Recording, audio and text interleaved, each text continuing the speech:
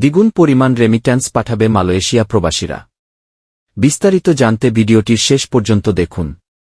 সম্প্রতি শেখ হাসিনার পদত্যাগ, পলায়ন ও তার সরকার পতনে দীর্ঘদিনের পুঞ্জীভূত ক্ষোভে বিজয় উল্লাস করেছে মালয়েশিয়ায় অবস্থানরত বাংলাদেশি প্রবাসীরা।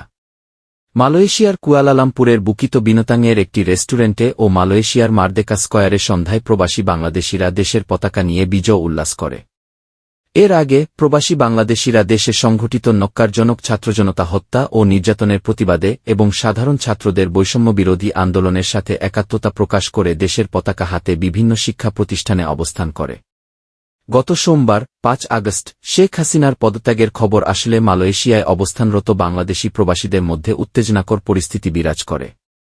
এই সময় প্রবাসী বাংলাদেশিরা একে অন্যকে জড়িয়ে ধরে একে অপরকে মিষ্টি খাওয়ায়ে বিজয় উল্লাস করতে দেখা যায়। প্রবাসীরা বলেন, বিশ্বাস হচ্ছে না, কি যে শান্তি লাগছে বোঝাতে পারব না। বিশ্বাস করতে আরও কিছু সময় লাগবে।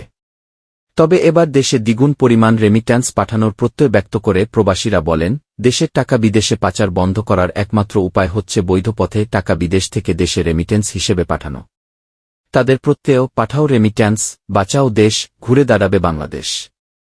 মালয়েশিয়ায় বাংলাদেশিদের আলাদা একটা সুনাম রয়েছে, যা কাজের মাধ্যমে ইতোমধ্যে তারা প্রমাণ করেছেন।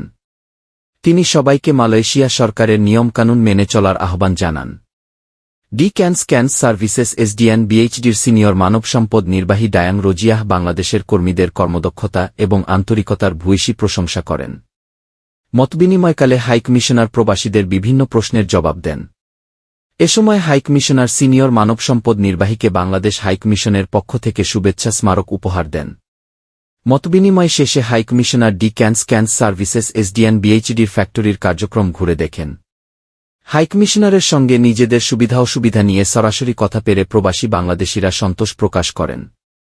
এ সময় ক্যান্স সার্ভিসেস এসডিএন বিএইচডির মানব সম্পদ কর্মকর্তা মোহাম্মদ ফাইজলুয়াই, হাইকমিশনের কাউন্সেলর রাজনৈতিক প্রণব কুমার ভট্টাচার্য, কাউন্সেলর শ্রম সৈয়দ শরীফুল ইসলাম সহ অন্য কর্মকর্তা কর্মচারীরা উপস্থিত ছিলেন।